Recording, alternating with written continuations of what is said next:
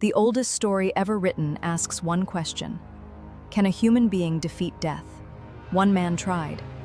Will change everything you thought you knew. Tonight, we go back even further. To the oldest quest in human history. Can a man defeat death? Tonight, we go back even further. The answer is stranger than anything you have ever heard. Last time, a king lost the only person who had ever made him human. And in that loss, he discovered something he had never felt before. Fear, not of an enemy, not of a god. Fear of the things that comes for all of us. This is where the story gets stranger and more honest than almost anything written since.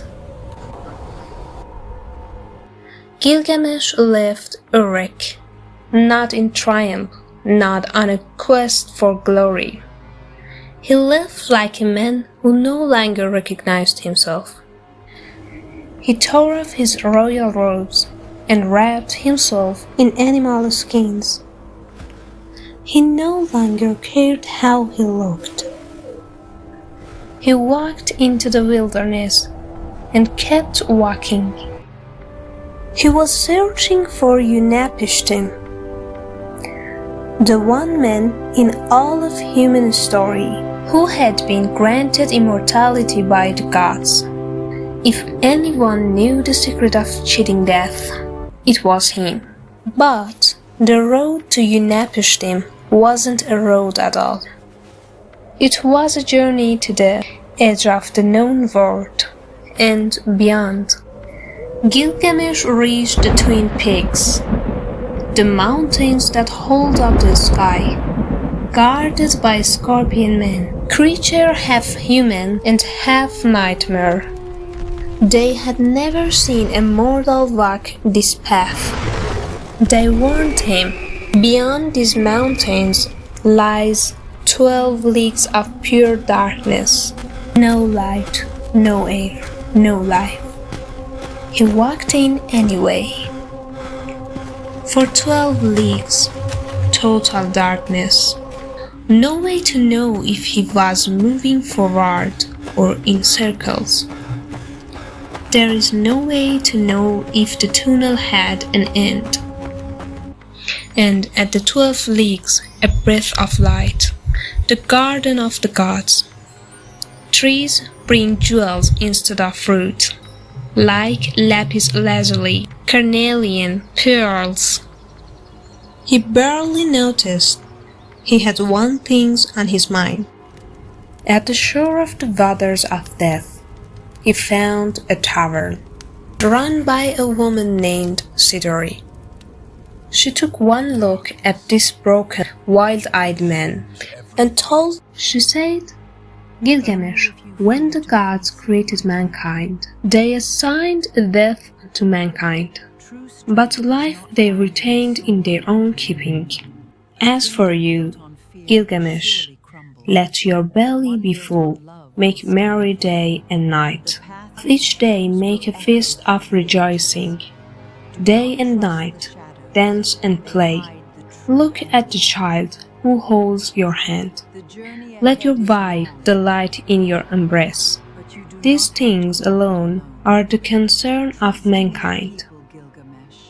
Gilgamesh heard her and kept walking. Some people aren't ready for the answer until they've exhausted every other options. The waters of death separated the living world from wherever Utnapishtim lived. No mortal had ever crossed them. The ferryman, or shinobi, told him the oars were sacred. They couldn't touch the water. Each push of the oar was one use, and the crossing required 300. Gilgamesh cut 300 trees with his own hands, and made 300 poles, and punted across the waters of death, one push at a time.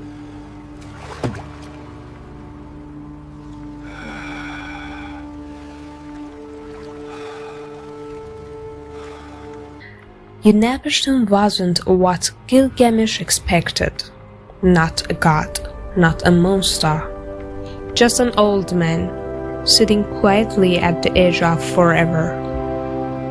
He looked at Gilgamesh and said, "Why do you chase the wind?" Utnapishtim told him the truth. The gods had granted him immortality once, after the Great Flood, as a unique and unrepeatable gift. It would never happen again. Death wasn't a mistake. It was the design. But then, almost as an afterthought, he mentioned something, a plant at the bottom of the sea. It wouldn't give immortality, but it would restore youth. Gilgamesh tied stones to his feet and sank to the bottom of the sea. He fought the currents. He tore his hands on the rocks. And he found it. The plant of heartbeat, it was called. The plant that restores youth to the old. He surfaced, gasping. He decided not to use it immediately.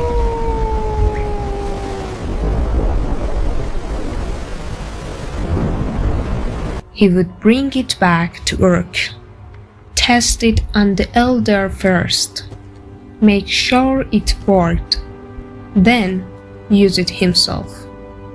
It was arguably the most responsible decision he had made in his entire life, and it destroyed him.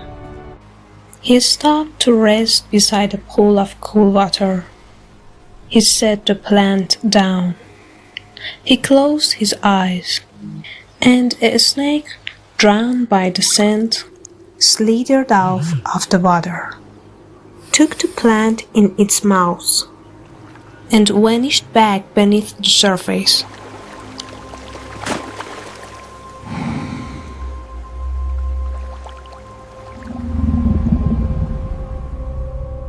As it swam away, it shed its skin and bore new.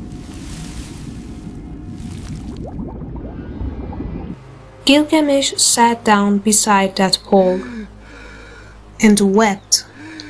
The greatest king who had ever lived, the man who had crossed the waters of death, the man who had held immortality in his hands, undone by a snake taking a drink.